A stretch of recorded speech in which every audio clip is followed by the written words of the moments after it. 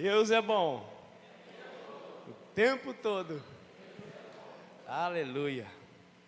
E nós temos experimentado isso, não é verdade? Que essa noite continue sendo boa para cada um de nós, debaixo da graça e da paz do nosso Pai Celestial. Continuando esse assunto tão importante e sempre tão atual, destravamento da alma, queremos falar nessa noite sobre travas basilares a remover da alma. Quem não conhece a palavra basilar? Basilar é fundamental, imprescindível, importante, essencial. Travas basilares a remover da alma.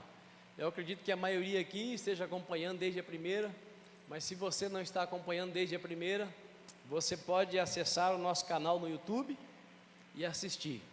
Com certeza absoluta, assistir um culto nunca será a mesma coisa que prestar um culto. Assistir um culto nunca será a mesma coisa que participar de um culto. Por isso é muito importante, como está escrito já há mais ou menos 2000 anos, não deixe de congregar, como é o costume de alguns. E conforme os dias vão avançando, há um crescente comportamento na vida de muitos cristãos de perder o apreço pela congregação. E é quando nós estamos reunidos como congregação que a Bíblia Sagrada diz que o Senhor ordena a sua bênção e a sua unção. E eu creio que numa intensidade muito maior do que quando nós estamos sozinhos, quando nós estamos assistindo. Diga para o seu vizinho aí: louvado seja Deus por você estar aqui. A Escritura diz que quem se aproxima de Deus precisa acreditar que Ele tem recompensa para quem se achega a Ele. Nós fomos criados para adorar a Deus, mas ninguém adora a Deus por obrigação.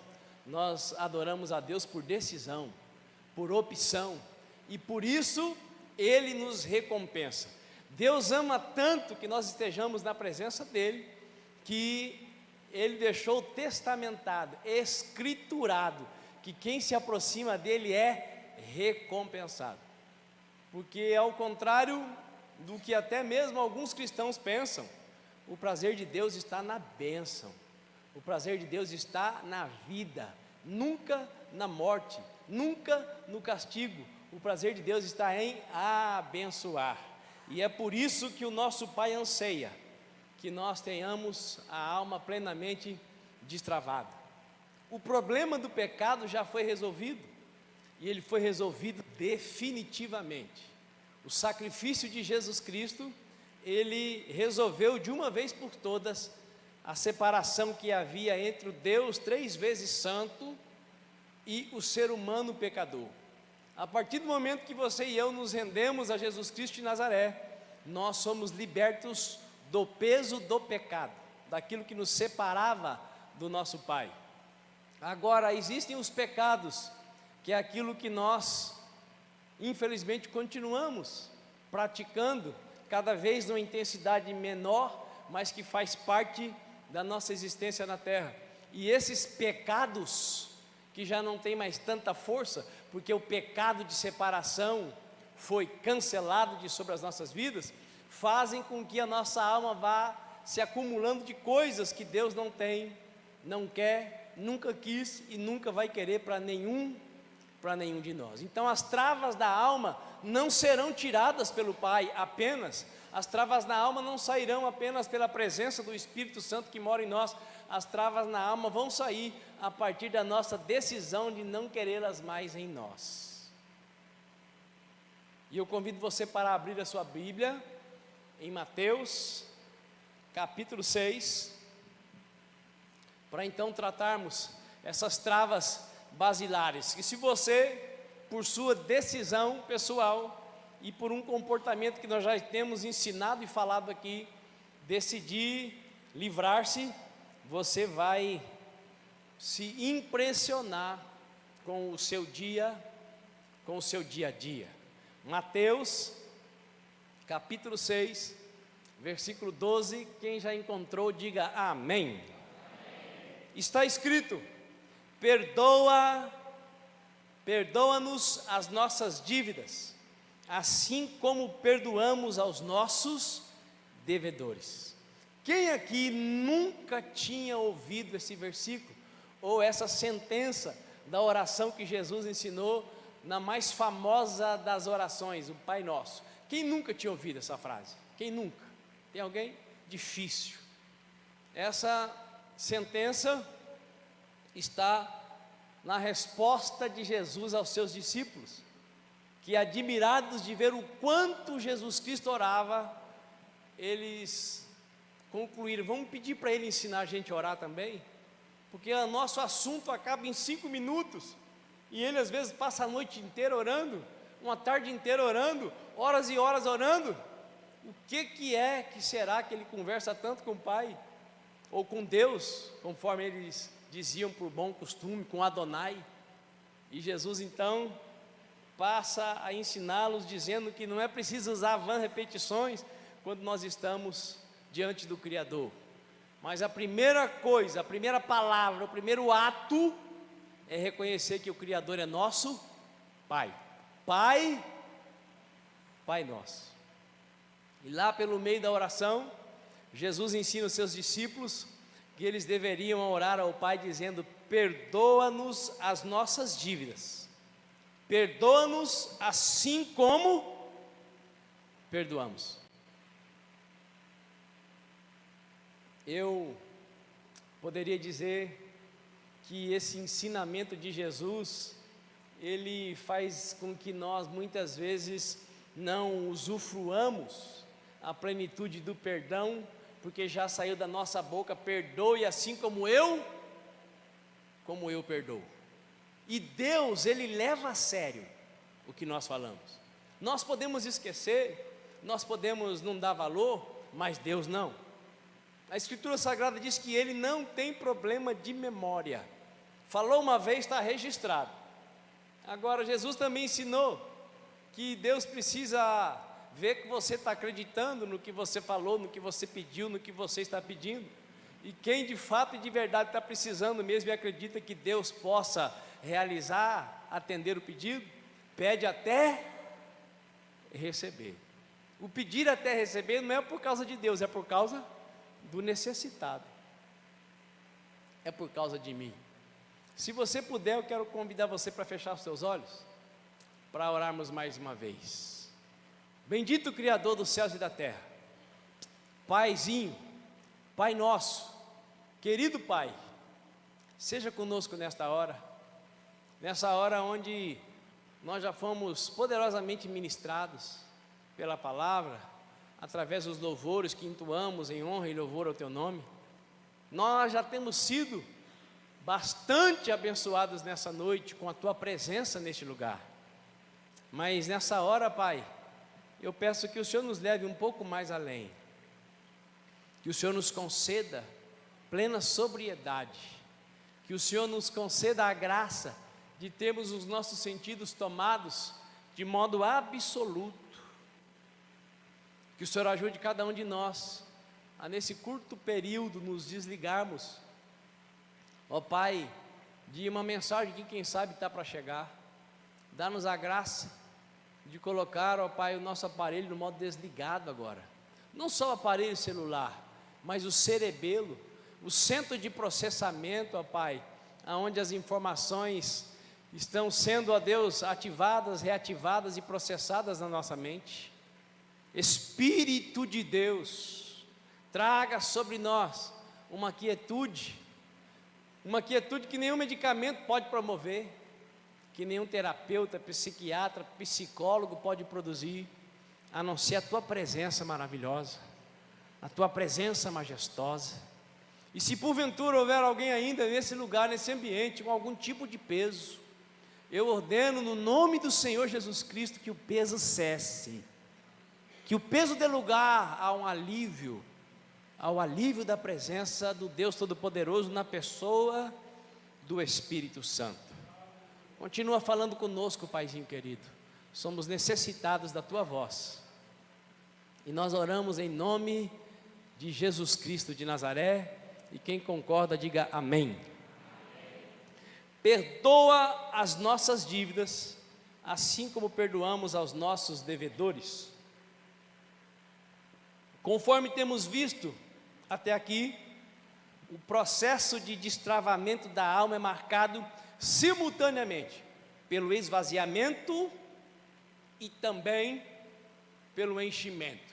Esvaziamento da alma através da oração de clamor, de súplica e de ações de graça. Oração que vai além de um simples protocolo de desencargo de consciência. Oração onde eu paro tudo para estar na presença de Deus ao ponto de ser tomado pelo Espírito dele e mergulhar em Deus. Mergulhar em Deus, conseguindo falar com Ele tudo que eu nem sabia que estava dentro de mim mais. Mergulhar agradecendo, porque por mais lascada que seja a minha ou a sua vida, ou tenha sido, com certeza temos motivos para agradecer. Se formos fazer uma lista, nós vamos precisar de mais de 5 minutos para agradecer. E essa prática então de oração, de gratidão, de súplica, de clamor, deve também ser acompanhada por leitura e meditação na palavra. Não leitura panorâmica. Leitura panorâmica nós fazemos com os livros, que nunca deixarão de ser escritos. Mas a palavra de Deus, nós devemos não apenas ler, mas meditar. Nós devemos ruminar a palavra do Senhor. Temos dito que o processo de destravamento da alma é longo. Ele requer decisão, disciplina e perseverança. E aí eu peço que você me ajude. Diga para o seu vizinho: alma destravada não é para quem desiste fácil, não. É por isso que existe pouca gente com alma destravada, porque é algo que não acontece num abracadabra, é algo que não acontece de um dia para o outro, é algo que acontece através de uma intimidade profunda na presença de Deus. E é interessante, pastor Gilberto, estávamos conversando aqui, se não me engano, domingo, falando da iluminação que foi acrescida, e eu perguntei: o que você achou? Ficou excelente. O único detalhe é que agora dá para enxergar que o nosso piso é horrível. É isso aí. Quanto mais você se aproxima da luz, mais você vai ter visão clara de todas as coisas, inclusive de si mesmo. Agora, quando aquilo que está trazendo clareza para a sua visão é a presença de Deus, você não vai se desesperar. Você vai deixar de se achar o ó do borogodó, mas você não vai se desesperar, porque o mesmo Deus que mostra, o mesmo Deus que fere, Ele garante que Ele cura, que Ele sara, que Ele liberta, que Ele transforma. Quando nós nos enxergamos com os óculos de Deus, a nossa visão vai ser profunda, mas não desesperadora, profunda e transformadora. E existem algumas travas, como eu disse no início, algumas travas principais, que requerem uma atenção especial, porque essas são as primeiras que precisarão ser vencidas, para que o processo de destravamento da alma seja acelerado, e os sinais de abundância de vida apareçam. Existem algumas travas, que vão precisar de uma atenção mais especial,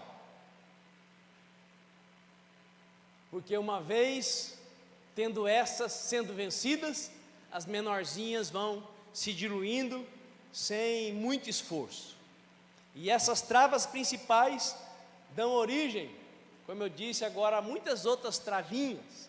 E quais são essas travas principais? A primeira delas, o tal do ódio. Você sabe o que é ódio? Tem gente que acha que não tem, mas olha, é difícil alguém que esteja 100% livre.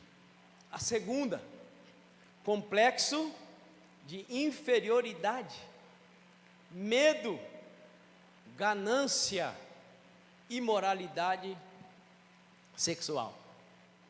Fomos aqui pela ordem.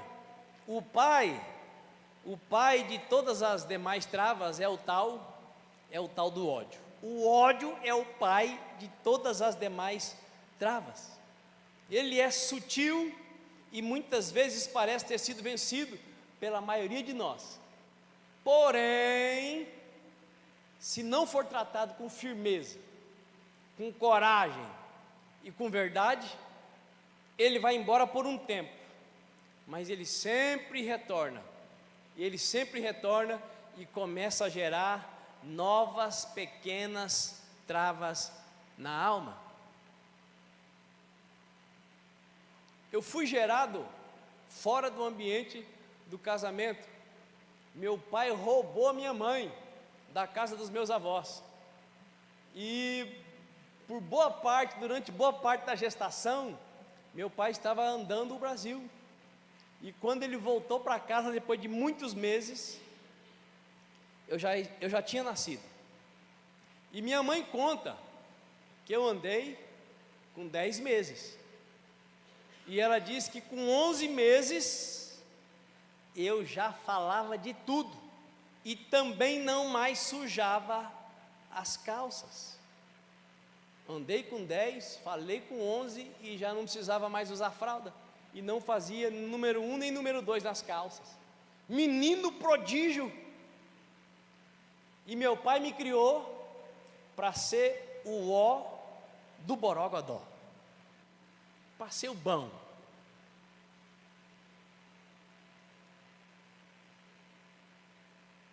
Mas, nesse processo todo de ser o bom, de ter a faculdade que todo pai fazendeiro queria que os filhos tivessem, nesse processo de ter o coração cheio de fé, que ia herdar não sei quantas terras, não sei quantos animais, o meu pai faliu. Eu tinha cerca de 7 anos, e com 9 anos eu fui trabalhar, porque o bom treinamento que meu pai me deu me deixou bastante orgulhoso. E um orgulhoso, ele não quer depender nem do pai. Um orgulhoso não quer depender de ninguém. O orgulhoso não quer depender nem de Deus. Tem pessoas que não se rendem a Deus por puro e absoluto orgulho. Fui trabalhar com 9 anos, porque o homem que me treinou para ser o ó do borogodó faliu. E para tirar qualquer vintém dele, era uma dificuldade. Era um verdadeiro parto. Então, para não ouvir discurso, eu fui trabalhar. Limpador de banco e varredor de calçada de sorveteria. 9 para 10 anos. Com 12, aquele pai que eu idolatrava, um exemplo, eu achava que meu pai fosse o super-homem.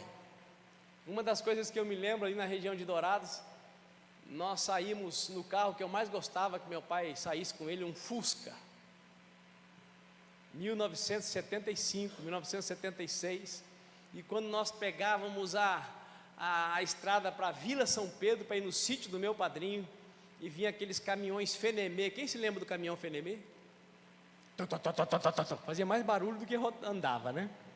E eu via aquele caminhão vindo, meu pai de Fusca indo, e eu pensava, se esse caminhão não sair da frente, meu pai passa por cima dele. É assim que nós vemos o pai. E esse pai super querido, super cuidadoso com a minha mãe, que não voltava para casa sem trazer um presente, enquanto ele estava bem na foto, era desse jeito. De repente virou um cavalo, de repente virou um jumento, relinchava que nem cavalo bravo, dava coice até na sombra, principalmente em quem? Na minha mãe, principalmente na minha mãe. E eu, como filho mais velho, é óbvio que fui quem mais sofreu. E do dia para o outro, o rapazinho que era bem resolvido, conseguiu arrumar emprego sozinho, com 11 anos tomava conta da sorveteria da fábrica de gelo, a maior de Dourados, sozinho.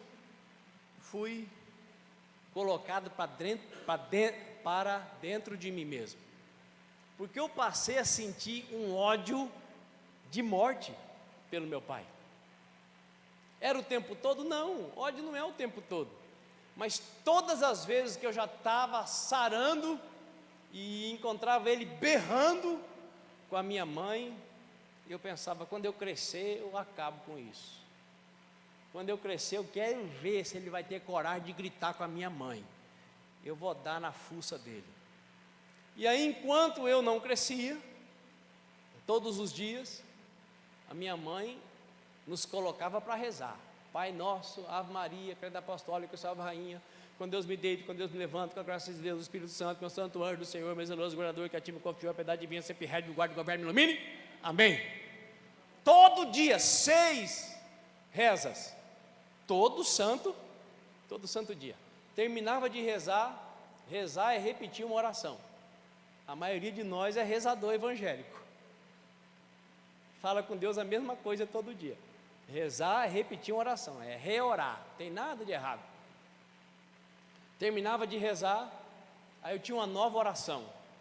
A nova oração é: Pai, mata esse velho desgraçado, livra minha mãe, nos livra dessa desgraça. Está aí doente, só serve para xingar, para brigar, só serve para bater, só serve para amaldiçoar. Oh meu Deus do céu, se o Senhor é bom, mata essa praga, nos livra desse infeliz. Um ódio de matar nasceu e cresceu dentro de mim. E aí vieram os complexos, os medos e outras travas na alma. Você está lembrado que eu disse que eu andei com 10 meses? Quem lembra? Falei com 11 e já não fazia mais xixi e nem number 2 com 11, menino prodígio, criado para ser o cara corajoso, mas o ódio me travou, me fez ficar perfeccionista, um distúrbio obsessivo compulsivo por perfeição. Eu trabalhei 5 anos na sorveteria, faltei um dia porque eu quebrei o braço na escola e naquele dia não me deixaram de trabalhar. No outro dia eu estava lá, sabe para quê? Para ninguém me chamar a atenção. Você acha que isso é normal? Isso é doença gerada do ódio do pai. Levei 2 broncas da minha patroa, uma por misturar a calda do sorvete naquela máquina de sorvete italiano, e a outra porque eu saí mais cedo. Quando eu estava com 14 para 15 anos, 3 moças disseram: nessa noite nós vamos tirar sua virgindade, quando fechar a sorveteria nós vamos te desvirginar. O que aconteceu? 1 hora antes de fechar a sorveteria eu avisei o dono: estou indo embora, tchau. A maioria dos meninos iam ficar e no outro dia contar para os amigos. Mas o ódio do meu pai me fez ter até medo de mulher. Sorte sua, né, Marcinha? Pegou com pouco uso. Uma antes de ter Jesus e agora essa mesma aí vai fazer 23 anos, graças a Deus. Quem está entendendo o que o ódio faz? Mas se alguém chegasse para mim e dissesse assim: você tem ódio do seu pai? Não, eu quero que ele morra, mas eu o amo. Não é assim? Você vai conversar com alguém, a pessoa não está bem, ela dá coice na sombra, você pergunta: não estou, você tem raiva de alguém? Raiva não. Ódio, o que é isso? Nunca senti ódio de ninguém. O ódio está lá, mas quem tem, geralmente, não admite que tem. Eu não gostava muito de estudar, então eu fechava minhas notas sempre no 3º bimestre para ficar livre. E aí no quarto eu caprichava para ninguém ficar no meu pé. Distúrbio obsessivo compulsivo por ser perfeito. Treinava todos os esportes e nos treinos eu ia bem. Fiz os melhores cursos profissionalizantes. Mas se eu tivesse que explanar um assunto na escola, se eu tivesse que falar, estava lascado. Travava tudo. No treino de basquete, por exemplo, eu fazia cesta de costas, do meio da quadra. mas na hora do jogo eu amarelava no vôlei, amarelava no basquete, só conseguia no tênis de mesa, porque era 1 contra 1. É isso que o ódio faz, trava. Ia fazer uma entrevista de emprego, dominava tudo, mas na hora da entrevista dava um branco, começava a tremer, a mão começava a suar, não por falta de conhecimento, mas tinha algo depositado dentro da minha alma. O que era mesmo? Ódio. O ódio faz você achar que está todo mundo contra você. O ódio faz você achar que as pessoas estão te olhando torto. O ódio faz você pensar que o desodorante que você passou já venceu, e as pessoas estão sentindo um mau cheiro que está sendo exalado do seu corpo, mas na verdade é da sua alma, só você que está sentindo. O ódio faz com que nós sejamos o oposto do nosso Pai. O nosso Pai é a suprema e absoluta bondade. E quando o ódio opera em nós, mesmo sendo evangélicos, nós nos tornamos egoístas. Pensamos só em nós mesmos e quase em mais ninguém.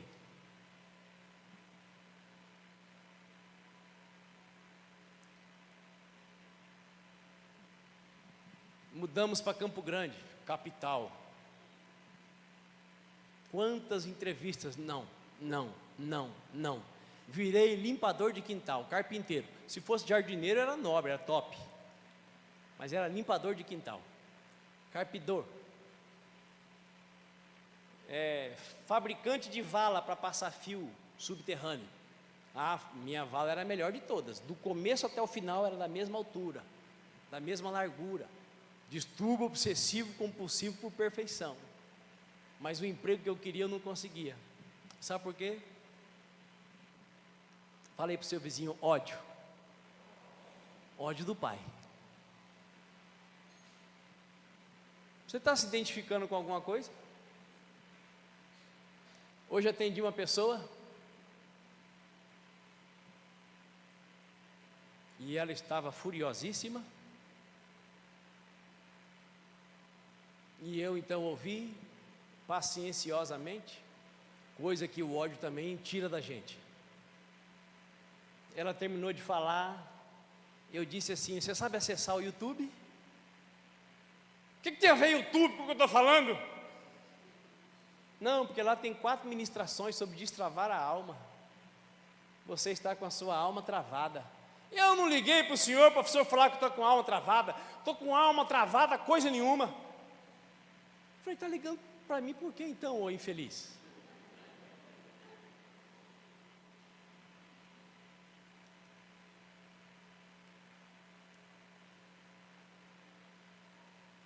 Por uma coisinha desse tamanho, a pessoa estava querendo matar outra pessoa, porque ela fez algo de bom para alguém, e esse alguém não lembrou de dizer obrigado, e o dia que lembrou sobre o que a pessoa fez, ainda apontou um defeito,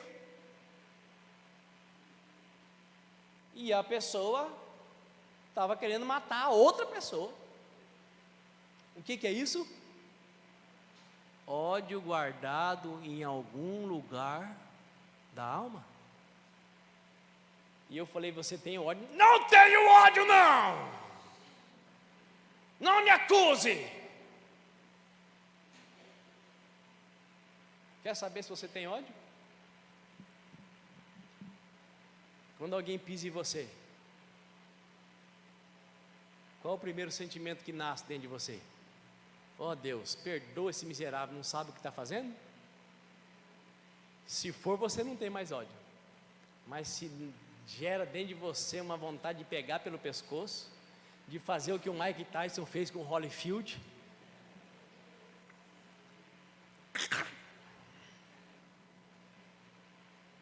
tem alguma coisinha escondida aí que precisa ainda ser expurgada.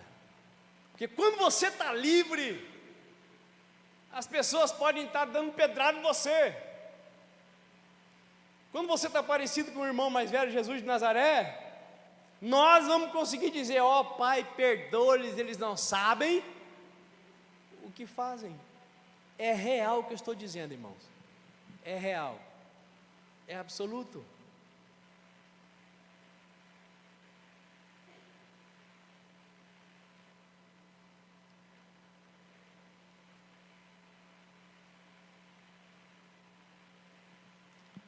Então, o ódio que eu tinha no meu coração, provocado pelo tratamento do meu pai comigo e com a minha mãe, me impedia de viver.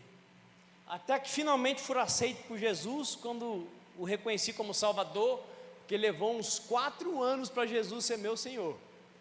Como Salvador, no dia que eu levantei a mão, eu o reconheci, eu o aceitei. Mas como Senhor, levou um tempo. Levou um tempo. As travas começaram a sair, eu comecei a ler Bíblia, eu comecei a orar.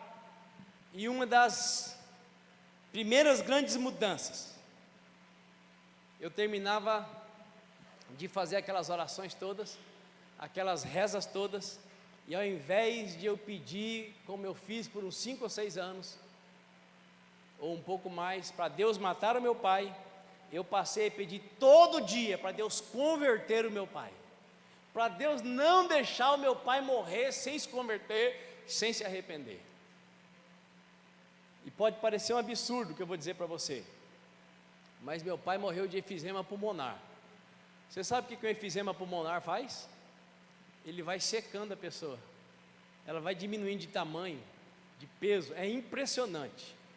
O médico dera 3 meses de vida para meu pai, quando descobriu o efisema, mas Deus deu 78 meses de vida para o meu pai.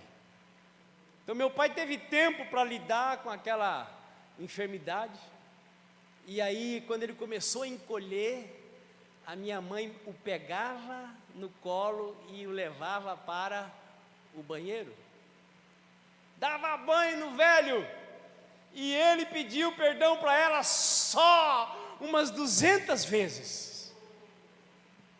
Sabe por quê?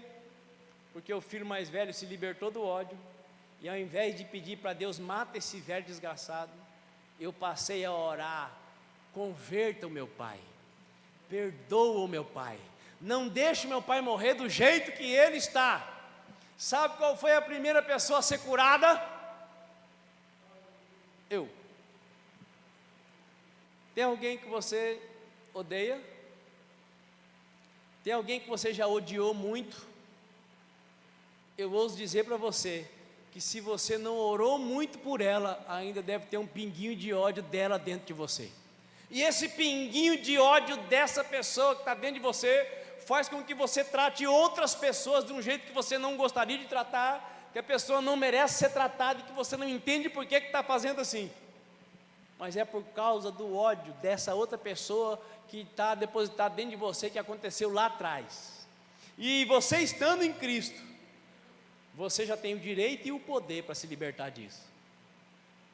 Porém, você precisa perdoar o infeliz, assim como Deus já te perdoou. Perdoa as nossas dívidas, assim como nós perdoamos. Primeira coisa que aconteceu comigo, quem quer chutar? Quem acertar ganha um beijo na testa. O que eu mais desejei na vida foi ter um emprego bom. Comecei a orar para Deus converter e perdoar meu pai, arrumei um emprego bom. O primeiro emprego bom que eu tive foi auxiliar de marceneiro, acabamentista de móveis, perfeccionista daquele jeito, porque a doença foi curada, mas o perfeccionismo ficou. Passei a ganhar dinheiro que nem água. Oh, meu pai. Segundo grande resultado de ser curado do ódio, a timidez paralisante desapareceu. Você já ouviu falar que os tímidos não herdarão o reino dos céus?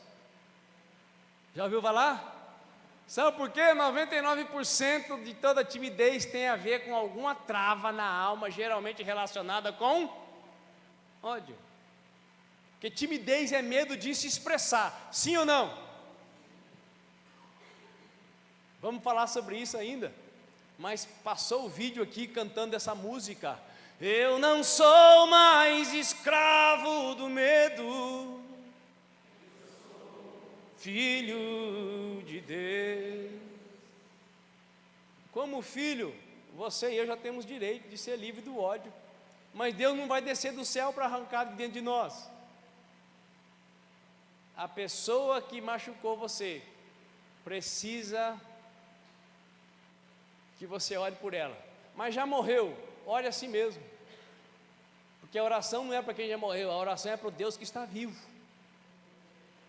Pai, eu estou aqui dizendo para o Senhor que eu perdoo fulano, eu perdoo ciclano, eu perdoo a fulana, eu perdoo a beltrana.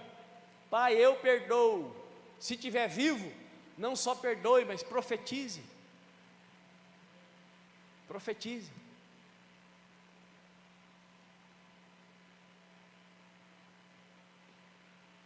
Segundo grande benefício, depois do emprego, foi ser liberto da timidez. Terceiro, consegui levantar a cabeça. Eu era tão complexado, tão cheio de trava, que onde eu estava eu tinha vergonha. E tem gente que confunde humildade com falta de coragem de olhar nos olhos das pessoas. Não é a mesma coisa. O humilde, ele pode olhar nos olhos de qualquer pessoa, porque ele não pensa demais de si, nem pensa demais dos outros, porque humildade é algo que só o Espírito de Deus pode gerar dentro de nós, quando nós decidimos nos esvaziar das nossas travas na alma.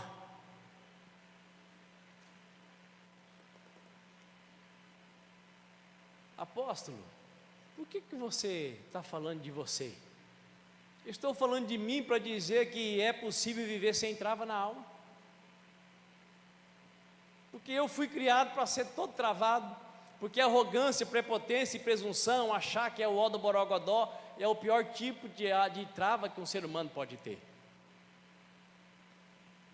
Quando você é criado para ser, e aí você descobre que não é coisa nenhuma, a única maneira de você ser curado é pelo poder de Deus, pelo poder de Deus que passa pelo seu consciente, pelo poder de Deus que faz você decidir não ser como as pessoas que você enxerga que não são o que Deus quer que elas sejam.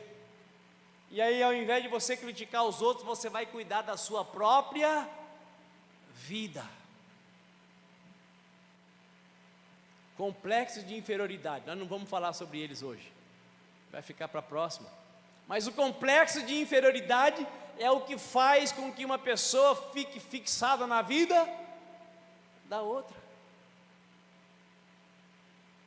E não tem nada pior do que viver que nem piolho, preocupado com a vida dos outros. A única pessoa que eu falo dela quase que o tempo todo é aquela que é o seu irmão mais velho. Quem é ele? Jesus de Nazaré. Desse aí eu falo quase que o tempo todo. Mas dos outros e da vida dos outros, eu não, eu cuido da minha. Quem está entendendo?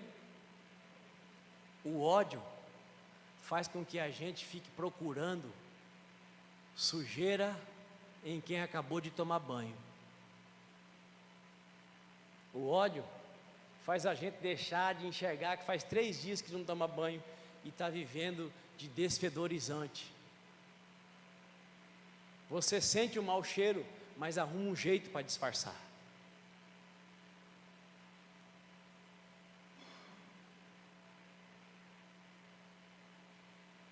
Caminhando para o final. O ódio tem poder para separar pessoas.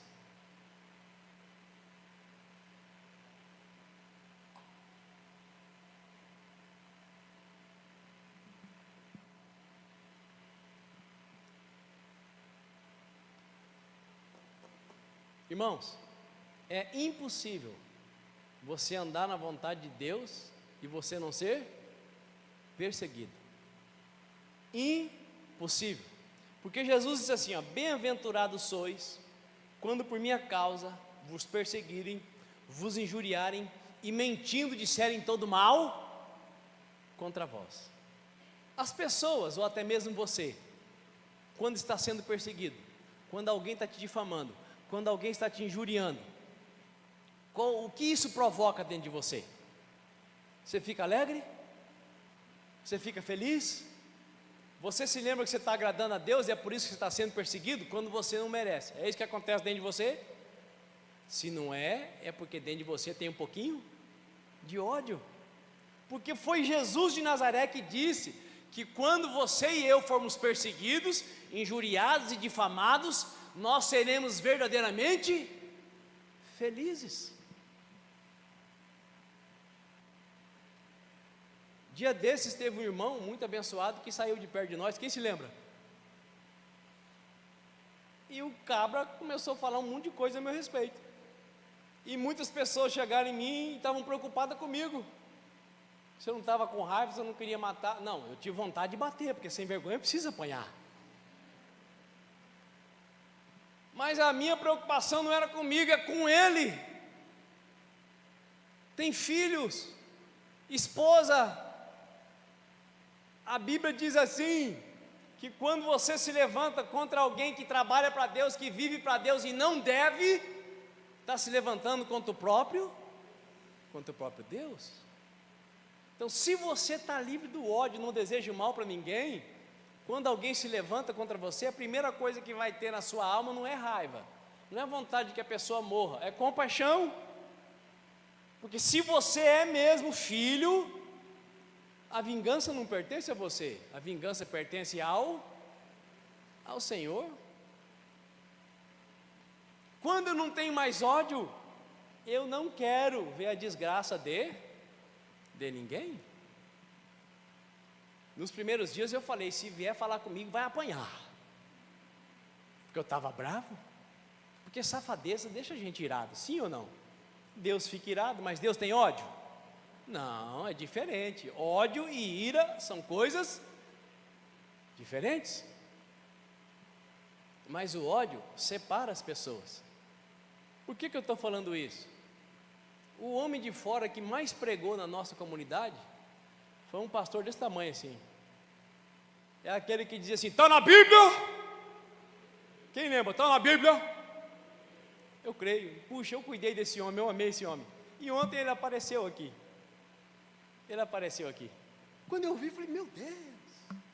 Eu fui lá e dei um abraço no sujeito, eu quase quebrei as costelas dele.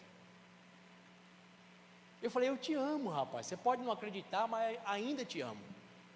As portas do coração e da congregação estão abertas para você. Porque, irmãos, falhar todo mundo falha, errar todo mundo erra. É diferente de safadeza, difamação, injúria. Mas até esses nós temos que perdoar.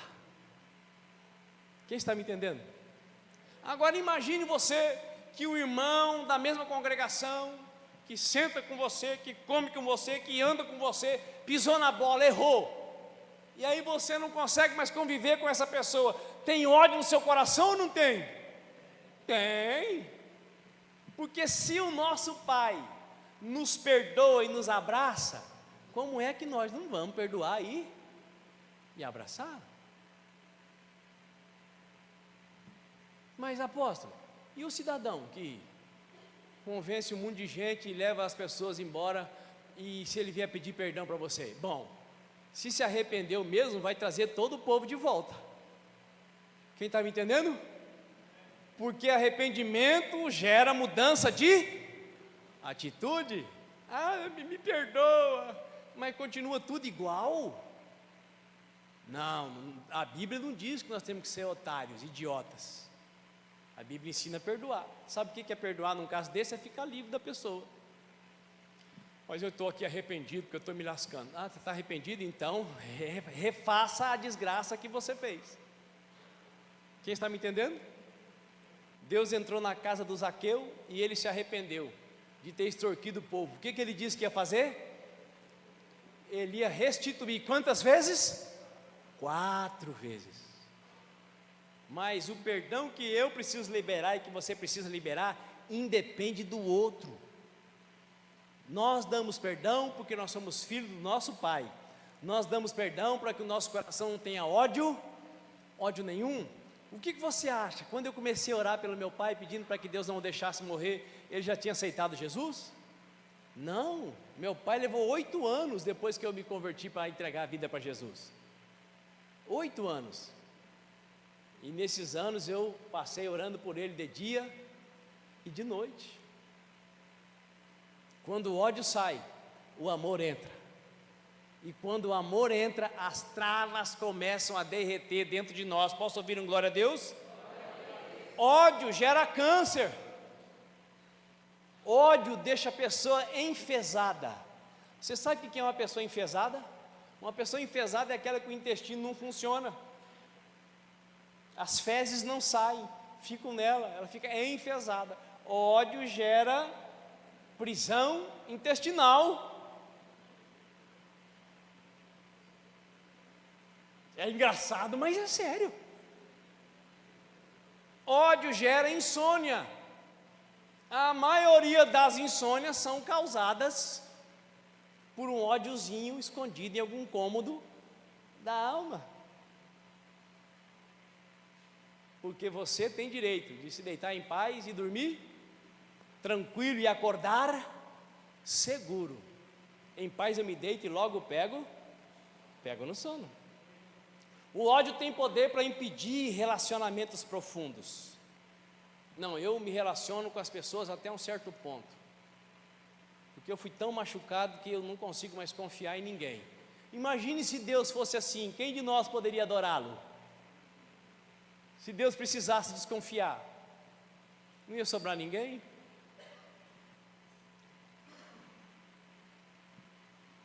O ódio impede relacionamentos profundos, inclusive com o próprio Deus. O ódio faz a pessoa tornar-se melindrosa, feridenta, briguenta e sempre armada. Quem tem ódio em conserva, guardado no coração, gosta de uma encrenca, gosta de uma briga. É aquela criatura feridenta, está sempre armada. Você chega e fala assim: estou sentindo um cheiro. Está dizendo que eu estou fedendo? Não, estou dizendo que estou sentindo um cheiro bom, é o seu perfume. Mas você diz que está sentindo um cheiro, a pessoa já está dizendo, achando que você está dizendo que ela está fedendo. Pergunta para o seu vizinho: você conhece assim? Eu conheço alguém assim? Não vai dizer para ela, é você. Porque pode ser que ela vai ficar com ódio.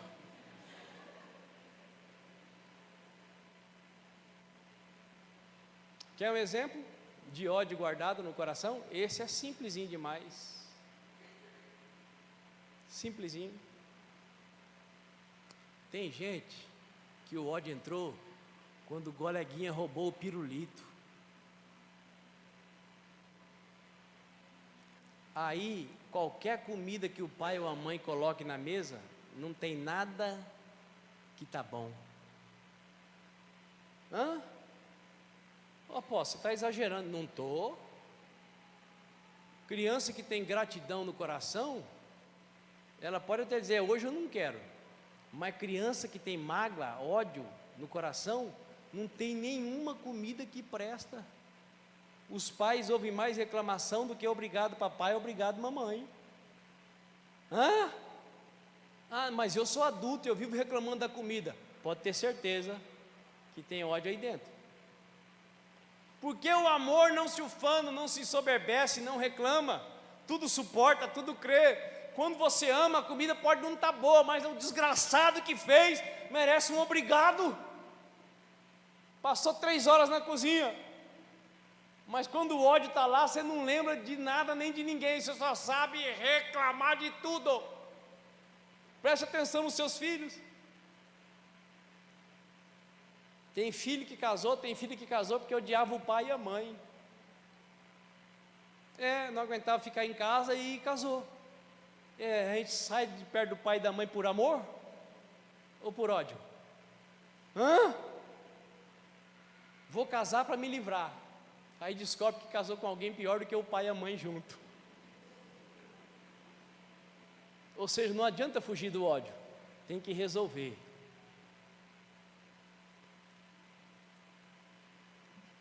Vamos terminar. A maior parte das pessoas que tem essa trava basilar na alma, acha que não tem. O antídoto para o ódio é o amor. E o verdadeiro amor só pode ser conhecido, usufruído e manifestado através do perdão. Que tipo de perdão? O perdão da oração do Pai Nosso. Perdoa as nossas dívidas assim como nós perdoamos. Me perdoa assim como eu perdoo. Ah, mas eu não sou Deus para perdoar. Então, fica com ódio dentro de você. Porque se você experimentou o perdão, você tem poder para dar perdão. E perdão faz bem para o coração. Encosta aí no seu vizinho e diga assim: receba o poder para tomar vergonha na cara. Porque filho de Deus, para perdoar, precisa só tomar vergonha.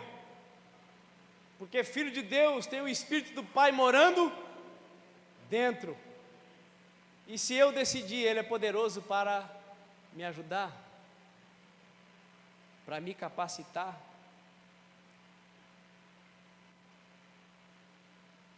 Quer ser livre do ódio?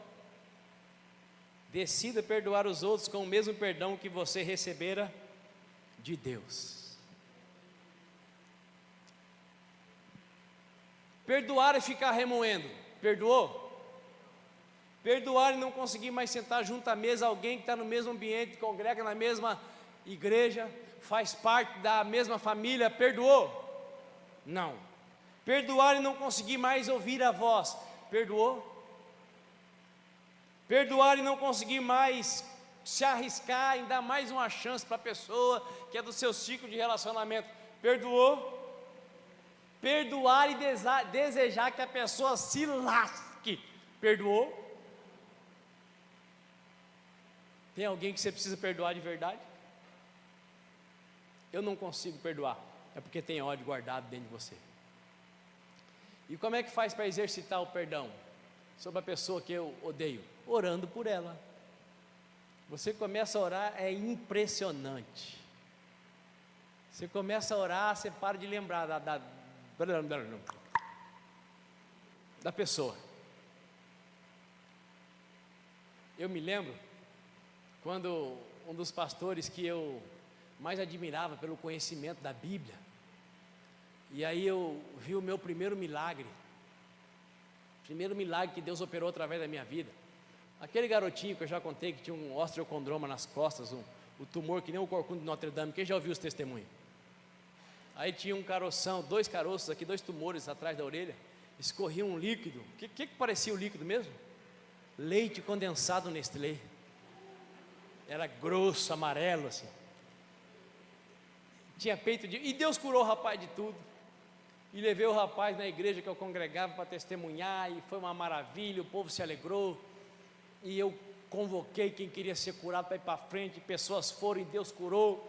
E o pastor me pegou lá na cozinha da igreja e falou: você é um metido, curandeiro, você veio aqui para... O pastor meu Deus, acabou comigo.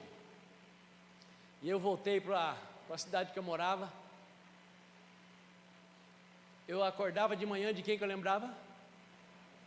Do pastor. Ia para a aula, me concentrava, esquecia do infeliz. Sentava para almoçar, de quem que eu lembrava? Do pastor. Ia para a aula na hora de estudar à tarde, sozinho, quem que eu lembrava? Ia dormir, de quem que eu lembrava? Até que eu falei: pai, eu perdoo essa praga. Eu perdoo ele, pai. Tira ele de dentro de mim. Quem está entendendo?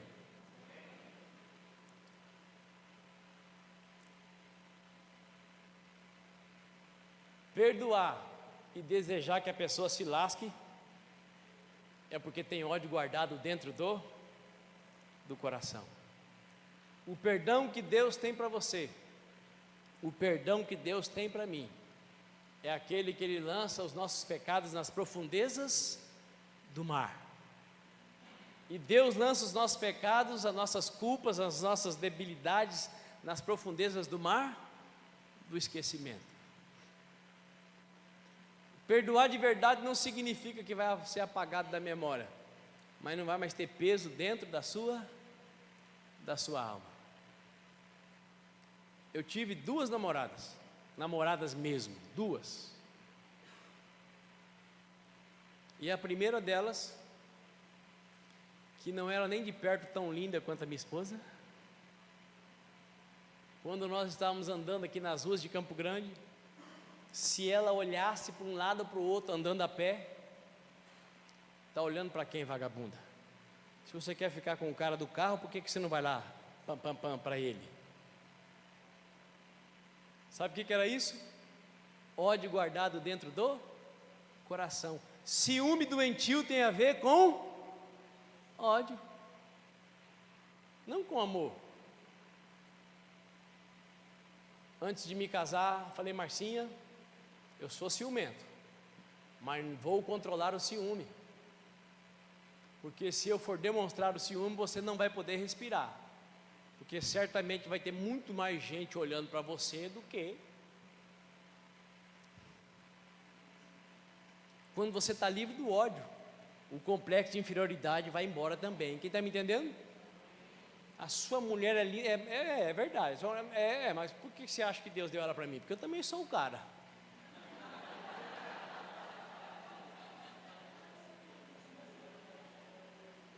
Quando o ódio sai, você aceita quem você é do jeito que você é.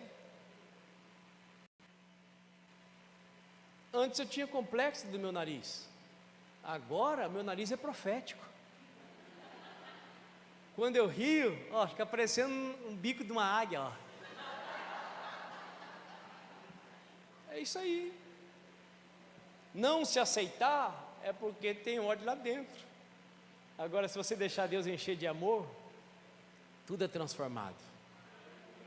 Primeira trava que precisa sair é o ódio. Ódio do pai, ódio da mãe, ódio do vô, ódio da avó, ódio do tio, ódio do coleguinha lá de 1954. Não interessa de quem, ele precisa sair, ainda que a pessoa já tenha morrido. Vamos ficar de pé?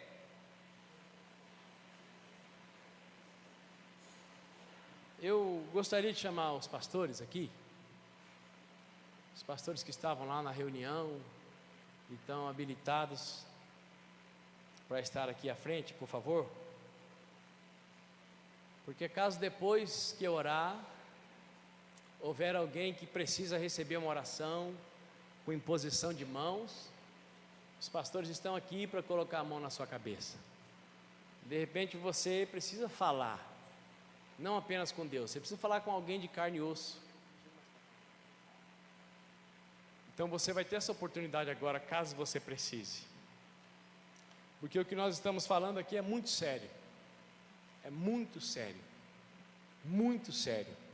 E Deus quer que nós sejamos homens e mulheres totalmente livres. Quando o ódio não está mais em nós, e alguém pisa em nós, nos difama, se levanta contra nós, o primeiro sentimento que vai vir dentro de nós é: Deus tenha misericórdia. Porque nós sabemos quem nós somos em Deus, e nós sabemos que aquilo que a pessoa está fazendo vai redundar em algum tipo de desgraça para ela.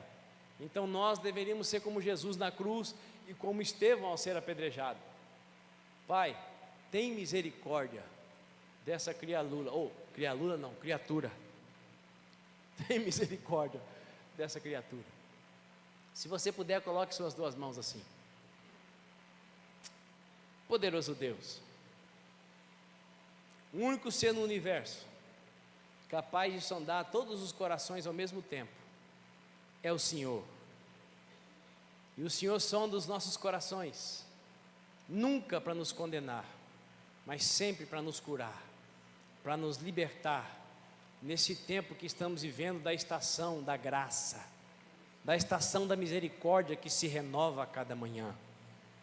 E quem sabe, Pai, haja filhos e filhas do Senhor aqui que foram feridos, machucados, e o consciente nem se lembra mais, mas o subconsciente, ó Pai, vive atormentando, vive impedindo de fluir, de viver, com medo de casar, com medo de amar, de ser amado. Ó Deus, com medo de se abrir, com medo de simplesmente se deixar ser, se conhecer. Pai, eu creio que nessa noite, a partir da identificação, da decisão de colocar diante do teu coração essas pessoas que causaram a ferida, que causaram a dor, que provocaram o ódio, vai trazer para os meus irmãos e para minhas irmãs o destravamento da alma, nesse ponto, ó Pai, nesse cômodo, ó Pai, onde o ódio foi instalado. Em nome de Jesus Cristo de Nazaré, que o rio da água da vida seja liberado sobre este lugar nessa hora. Que o rio da água da vida comece a passar. Que o rio da água da vida comece a trazer quebrantamento. Comece a amolecer, ó Pai, a alma empedernida. Comece, Deus, a destravar células que foram amortecidas, neurônios que foram desligados.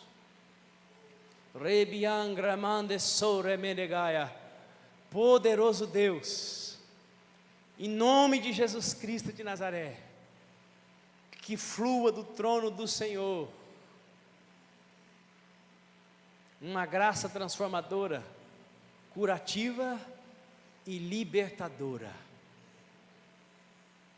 Ó Espírito Santo, que no lugar do ódio venha aí uma inundação do amor revelado na cruz do Calvário. Poderoso Deus, faça de nós homens e mulheres livres para te adorar, livres para te servir, livres para amar o próximo como nós amamos ao Senhor e a nós mesmos. Ó Espírito de Deus, levanta um exército de homens e mulheres de alma destravada, livres da força do ódio, prontos e habilitados para viver nessa terra vida e vida em abundância, prontos para toda boa obra, prontos para te obedecer e viver no centro da tua vontade, prontos para serem bem-sucedidos em todas as áreas da vida. Oh Deus, e dá também que ao sairmos daqui, para aqueles que vão partir, possamos ir debaixo da tua graça, da tua glória e do teu poder, em nome de Jesus de Nazaré. Amém e amém. Você que deseja receber uma oração, saia do seu lugar.